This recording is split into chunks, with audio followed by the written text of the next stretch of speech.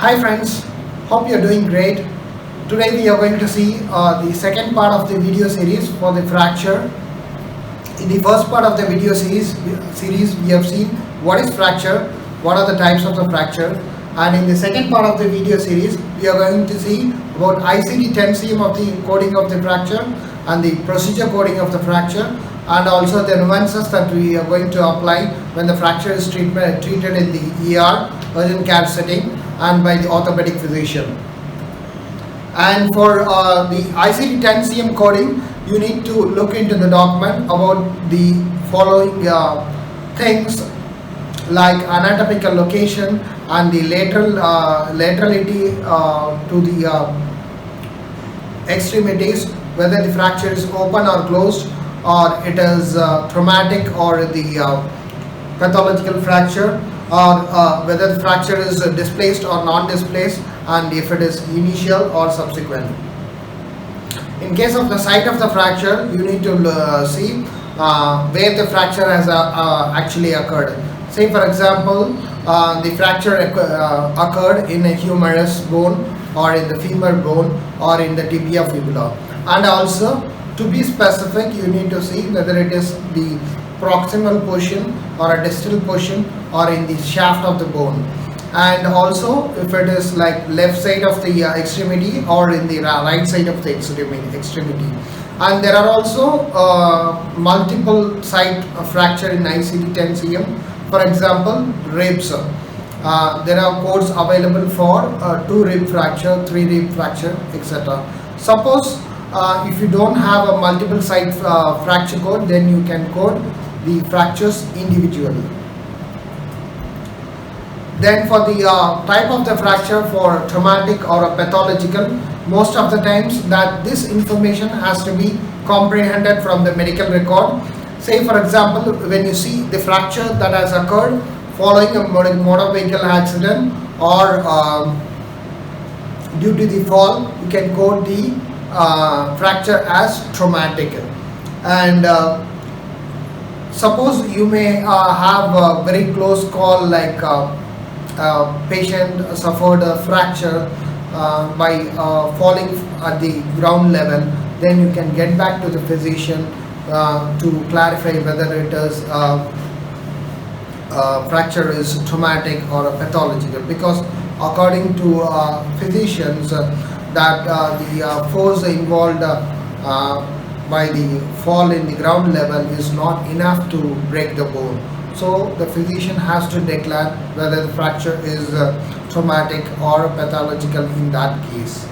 So interestingly, there are only 8 codes for the pathological fracture, and in the ICD 9 cm and in the ICD 10 cm there are like more than 150 codes for the pathological fracture.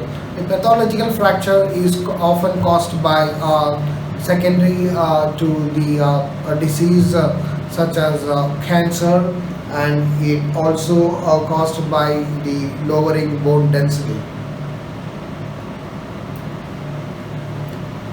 You are going to see about the documentation requirements for osteoporosis.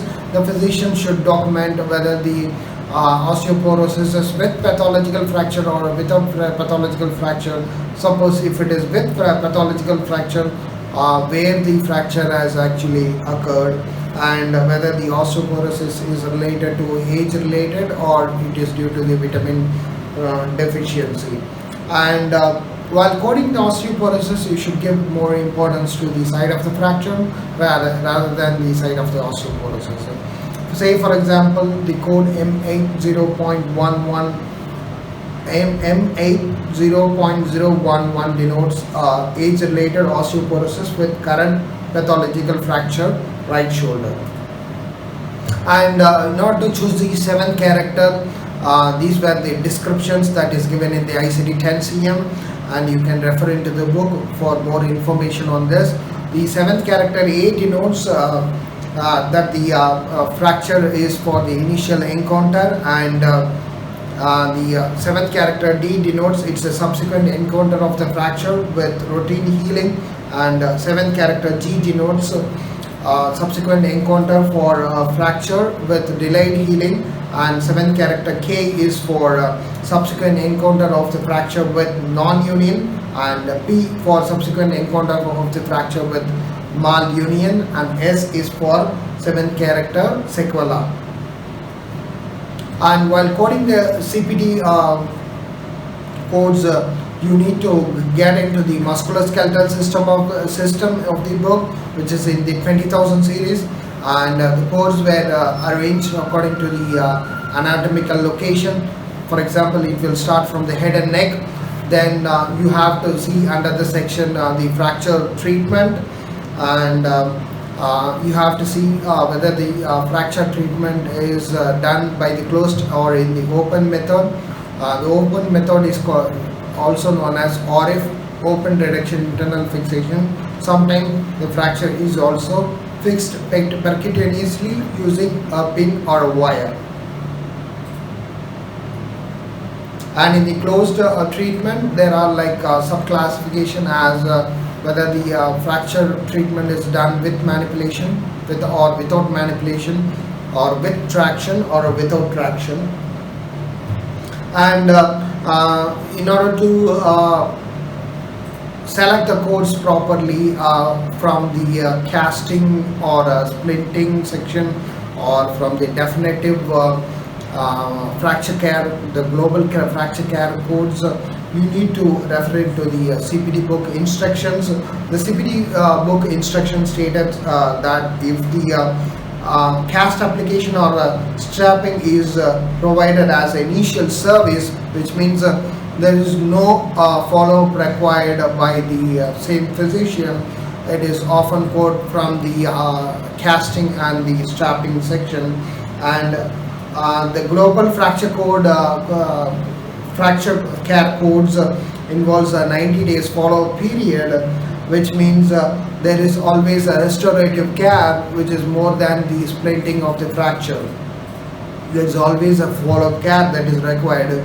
Suppose when the fracture is treated in an ER and it meets the definition of the restorative care, then you have to code the global fracture code along with the modifier 54 that denotes the surgical care only.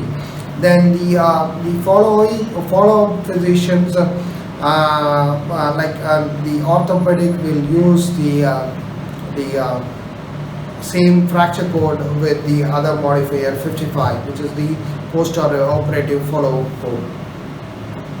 And when the orthopedist takes care of the surgical part as well as the follow-up period, you can always report global fracture care codes, because he is going to see the surgical portion as well as the follow-up treatments. It doesn't involve any modifier.